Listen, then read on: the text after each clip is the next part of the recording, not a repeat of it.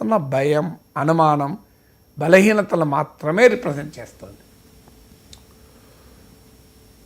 భారత్ పాకిస్తాన్ల మధ్య ఉద్రిక్తతలు ఇంకా కొనసాగుతూనే ఉన్నాయి సార్. అక్కడ ఉగ్రవాద నేతలే కాదు, మంత్రులు కూడా రెచ్చగొట్టే వ్యాఖ్యలు చేస్తూ ఉన్నారు. తాజాగా పాకిస్తాన్ మంత్రి ఒక కామెంట్ చేశారు సార్. మా 130 అణ్వస్త్రాలు మీకే గురిపెట్టాం, మా ఆయుధాలు ప్రదర్శనకు కాదు, సింధు నీళ్లను భారత్ ఆపేస్తే పూర్తిగా యుద్ధానికి సిద్ధమైనట్టేనంటూ కామెంట్ చేశారు.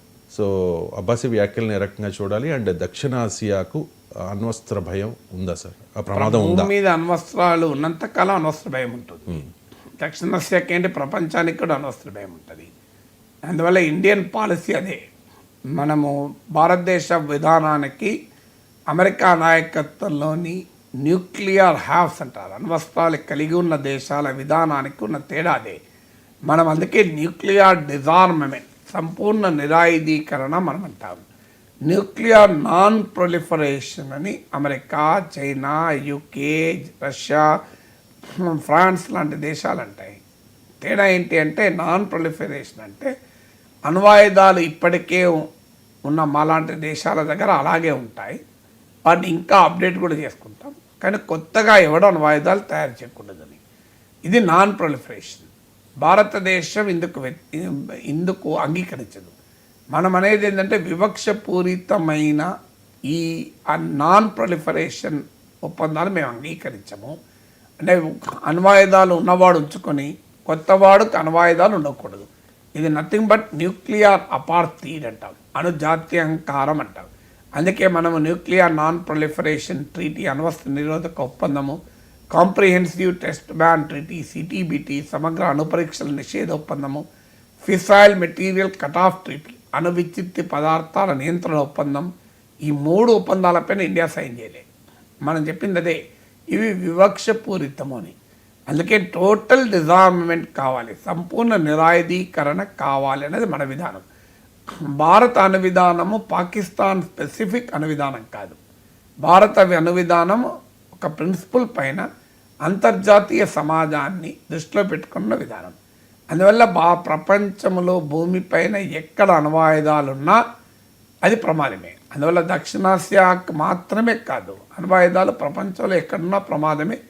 అందులో పాకిస్తాన్ లాంటి ఒక ఫెయిల్డ్ స్టేట్, విఫలమైన రాజ్యం చేతిలో, ఒక టెర్రరిస్ట్ స్టేట్ చేతిలో, ఒక కవోటిక్ స్టేట్ అంటే ఒక పద్ధతి పాడు లేని దేశం చేతిలో అణ్వస్త్రాలు ఉండడం మరింత ప్రమాదకరం. దాంట్లో ఎలాంటి డిస్ప్యూట్ లేదు. ఎందుకంటే ఇప్పుడు ఇండియాలో ఉన్న highly responsible command and control structure పాకిస్తాన్లో ఉందా అనేది అనుమానమే.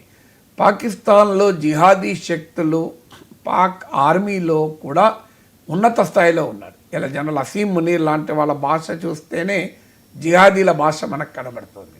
అలాంటప్పుడు ఈ అణ్వాయుధాలు ఏ తీవ్రవాద సంస్థల చేతుల్లోకి వెళితే ఇది అణుతీవ్రవాదం, న్యూక్లియర్ టెర్రరిజంగా కూడా రూపాంతరం చెందవచ్చన్న ఆందోళన కూడా ఉంది. ఇవన్నీ నిజం, ఈ ఆందోళన కాదని ఎవరు అనలేం. కానీ అదే సమయంలో న్యూక్లియర్ బ్లాక్మెయిల్ను ఇండియా అంగీకరించదు.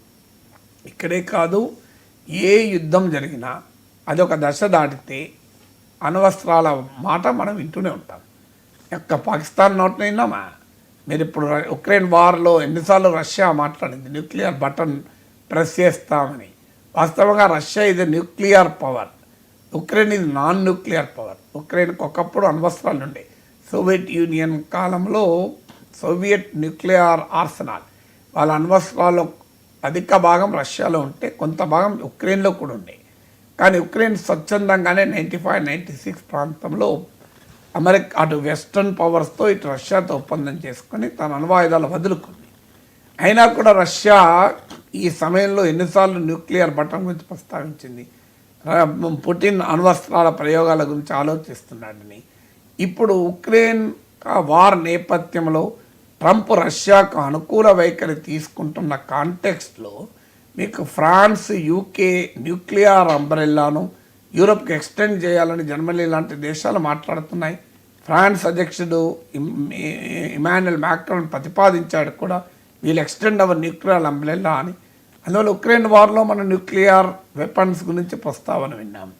చరిత్రలో మనము నార్త్ కొరియా కొరియన్ క్రైసిస్లో నార్త్ కొరియా దగ్గర అణ్వాయుధాలు ఉన్నాయనే చర్చ నడుస్తుంది. ఇవాళ ఇరాన్తో అమెరికా ఒప్పందం గురించి మాట్లాడుతుంది. ఎందుకు మాట్లాడుతుంది? ఇరాన్ న్యూక్లియర్ వెపన్స్ తయారు చేయకూడదనే కదా. అందువల్ల ప్రపంచంలో ఎక్కడ ఉద్రిక్తతలున్నా అక్కడ న్యూక్లియర్ వెపన్స్ ప్రస్తావన వస్తుంది, ఆ భాష వస్తుంది. క్యూబన్ మిసైల్ క్రైసిస్ అని 60 ఏళ్ళ కిందనే చూశాం. సోవియట్ యూనియన్ పెద్ద ఎత్తున క్యూబాలో మిసైల్స్ను మోహరిస్తే అమెరికా క్యూబాను నౌకా దిగ్బంధనం చేస్తే చివరకు అమెరికాకు రష్యాకు సోవియట్ యూనియన్కు ఒప్పందం కుదిరి క్యూబన్ మిసైల్ క్రైసిస్ రిజాల్వ్ అయింది. లేకపోతే పెద్ద న్యూక్లియర్ కాన్ఫ్లిక్ట్గా దారి తీయచ్చు. అందువల్ల ఎనీ సీరియస్ ఆర్మ్డ్ కాన్ఫ్లిక్ట్ వాతావరణం ఉంటే ఆ న్యూక్లియర్ థ్రెట్ ఉంటుంది, అందులో అనుమానం లేదు. అందుకే నేను ఇన్ని ఉదాహరణలు చెప్పాను మీకు. Korean crisis, Iran crisis, Ukraine war నుంచి మొదలుకొని క్యూబన్ మిసైల్ క్రైసిస్ వరకు కూడా చెప్పాను. సో అందువల్ల సౌత్ ఏషియాలో ఈ ప్రమాదం ఉండదా, దక్షిణాసియాలో అనుప్రమాదం పొంచి ఉందా అంటే డెఫినెట్గా ఉంటుంది. అందులో పాకిస్తాన్ లాంటి రాజ్యం యొక్క స్వభావం తెలిసాక, అందులో ఇటు ఇండియా అటు పాకిస్తాన్ రెండు కూడా న్యూక్లియర్ పవర్స్. అందువల్ల న్యూక్లియర్ డిటరెన్స్ కూడా ఉంటుంది, కేవలం థ్రెట్టే ఉండదు. అంటే డిటరెన్స్కు ఏంటంటే అణ్వాయుధాలు ఉన్న దేశం పైన మరో దేశం అణ్వాయుధాలు ప్రయోగించాలంటే అంత సులభమైన విషయం కాదు. అణ్వస్త్రాలు లేని ఉక్రెయిన్ పైననే అణ్వస్త్రాలు ఉన్న రష్యా ప్రయోగించలేకపోయింది. అణ్వస్త్రాలు లేని దేశం ఉక్రెయిన్, అణ్వస్త్రాలు ఉన్న దేశం రష్యా. మరి ప్రయోగించిందా? ప్రయోగించలేకపోయింది కదా. ఇరాన్తో పోలిస్తే అమెరికా దగ్గర మామూలు అణ్వాయుధాలు ఉన్నాయా? ట్రంప్ బెదిరిస్తున్నాడు కూడా, మేము మీ అణ్వస్త్రాలను ప్రయోగిస్తాం, మీ అణ్వస్త్రాల సామర్థ్యం దెబ్బతీస్తాం. కానీ జరిగిందా? అందువల్ల ఈ బ్లాక్ మెయిల్ జరుగుతూ ఉంటుంది. Nothing to worry. భారతదేశం ఏదో టెన్షన్ పడి పాకిస్తాన్ యొక్క అణ్వాయుధాలు వేస్తాడో అని భయపడాల్సిన అవసరం లేదు. న్యూక్లియర్ బ్లాక్ మెయిల్తో ఇండియాను బుల్లీజింగ్ చేయాలన్నది పాకిస్తాన్ ఆలోచన.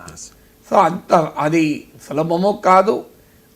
అంటే ఆ ప్రమాదాన్ని మనం కొట్టిపారేయలేము. ఆ ప్రమాదానికి తగినట్టుగా మన స్ట్రాటజీ ఉండాలి. కానీ కార్గిల్ వార్లో కూడా మనం చూడలేము న్యూక్లియర్ వెపన్స్. అందువల్ల భారతదేశానికి కూడా స్ట్రాటజిక్ డెప్త్ ఉంది. మనకు మిసైల్స్ ఉన్నాయి, మనకు న్యూక్లియర్ సబ్మెరైన్స్ ఉన్నాయి, న్యూక్లియర్ క్యాపబుల్ మిసైల్స్ ఉన్నాయి. పాకిస్తాన్ కన్నా న్యూక్లియర్ సామర్థ్యం ఇంకెక్కువనే ఉంది. లెట్ us see, మనము ఇలాంటి సెన్సిటివ్ అంశాలపైన టూ మచ్ స్పెక్యులేషన్ చేయకూడదు. అణుయుద్ధం వచ్చేసింది అని తమిళేలు పెట్టి జనంలో టెన్షన్ పెట్టకూడదు. పాకిస్తాన్ దగ్గర అణ్వాయుధాలు ఉన్నమాట నిజం, ఆ అణ్వాయుధాలు ప్రమాదకరం అన్నమాట నిజం. దాన్ని దృష్టిలో పెట్టుకునే భారత ప్రభుత్వం తన రక్షణ వ్యూహాల్ని పదన పెడుతుంది అనేది మన విశ్వాసం. అందులో భారతదేశం న్యూక్లియర్ బ్లాక్ మెయిల్కు తల వంచేటువంటి స్థాయిలో ఈ దేశం లేదు. It's a very powerful nation. అది పాకిస్తాన్కు తెలుసు, ప్రపంచానికి తెలుసు. Right sir, thank you so much sir. చాలా అంశాలకు సంబంధించి